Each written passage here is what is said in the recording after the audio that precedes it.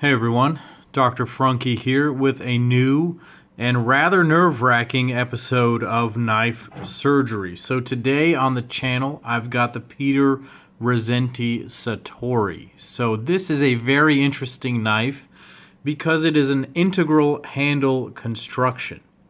And that means that it is a solid piece of titanium acting as the handle. Now this knife has an amazingly smooth action, perfect detent, and I absolutely adore it. Something that has always intrigued me is how Pater puts his knives together. Now, I took apart the Spyderco Nirvana and I saw their solutions on how to do it, but I've been curious as to how Pater does it on his original knives. Now, this video came about because of, because the pivot screws were working themselves loose. All of the hardware on this knife is made out of zirconium. And so they kind of get loose after flicking the knife open every, few hundred times. And so I was actually able to loosen these up with just my fingers, and maybe I'm going to be able to do it again too. I tightened them a little bit with the Torx driver, but something that I noticed is that these were getting a little bit loose. And so I can show you kind of how I took it apart and how I appreciated what's on the inside. I've got my nano oil and my Loctite stick because I'm going to use those later to try to lock this knife down a little bit. But what I'm going to use first is the T10 driver that I've got right here, and I'm going to use this blue Chris Reeves cloth. So to protect this zirconium hardware from getting any damage to it, I'm going to take the T10 driver, kind of gently fit it into the screw there, feel it lock into place, and very, very carefully give it some backwards torque. Not a whole lot here, just very careful, slow movements. I do not want to damage this thing. What I may need to do is actually open this up, disengage the lock bar, fit that in there again, gently, gently, gently working. There it goes. Okay, just work it a little bit loose. That's fine, no damage on that side. Come over here to this side, do the same thing, lather, rinse, and repeat. Alright, let's find the spot. Seems to be there. Good, and that seems to be loose already. So, the rest of the work I'm going to do with my hands. So this seems to be able to come loose by just spinning it there with my fingers. I'm going to move this cloth out of the way here. That seems to come loose just with my fingers right there. Simple. Off comes the pivot screw. This side, in a similar fashion, using just my fingers and the grooves on the pivot itself. Definitely appreciative of that. So already I can see that this pivot is working its way out. So leave the lock bar tension engaged to hold everything together. And undo this.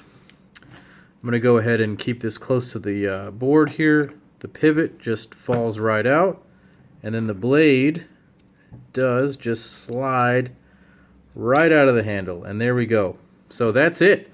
That is how you disassemble a Pater Rassenti knife. So right there, you've got the integral handle, you've got the lock bar in there already and everything already put together, one piece.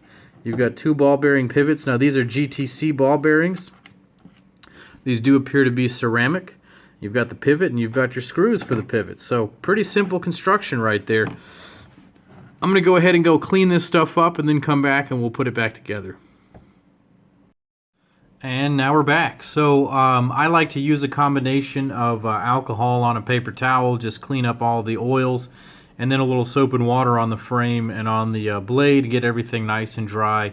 I usually just use the rubbing alcohol on sort of the inner pieces like the pivot and the ball bearings. So going to go ahead and look at the insides of this knife after we've successfully dissected it. So it's got the GTC bearings, caged bearings here. These are clearly ceramic bearings, these dark bearings.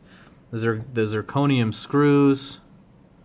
Are really pretty nice looking right there. There's a little bit of oil on the inside of those. That might be why they didn't really cinch down all the way. I'm going to go ahead and dry those off a little bit right here behind the camera with my handy dandy cloth. So got a little bit of oil off of that one. Really, really nice screws though. I definitely appreciate the upgrade to zirconium hardware on this Zirconium is a really interesting material I'm going to need to learn more about.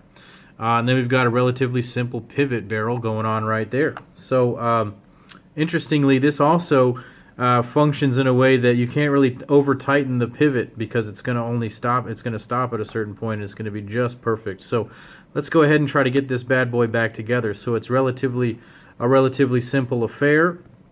What we're going to do is get some of our nano oil. This is what I like to use. I'm not really sure what Peter likes to use in his knives. I haven't asked him that question, but this is, again, always worked really well for me. I'm going to go ahead and remember what the orientation was that Peter had on these things. I don't think it really matters a terrible amount which way you put them in, but since he had them this way, that's the way I'm going to return it.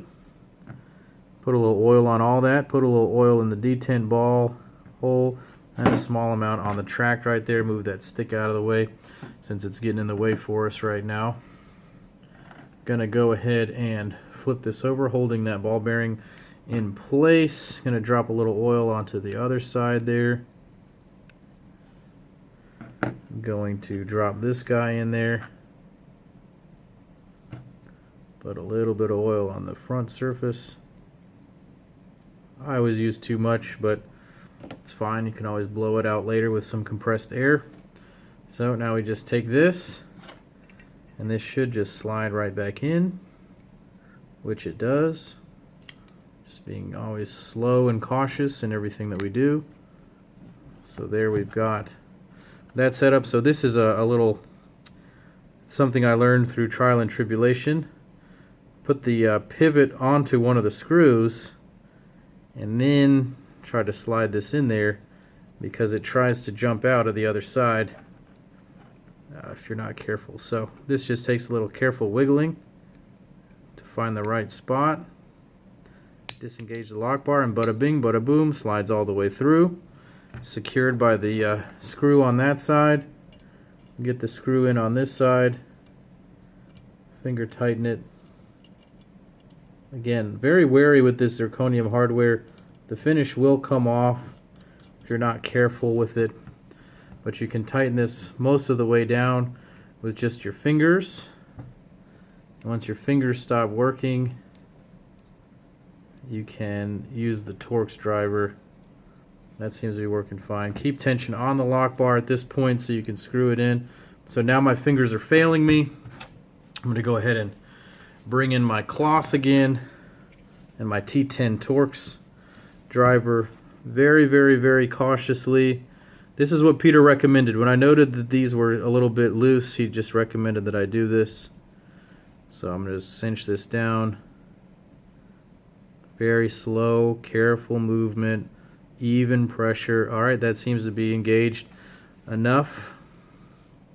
Doesn't seem to want to move anywhere else. Keeping tension on the lock bar so I can tighten it in. That seems to be in the pocket there. Nice, slow, even movements.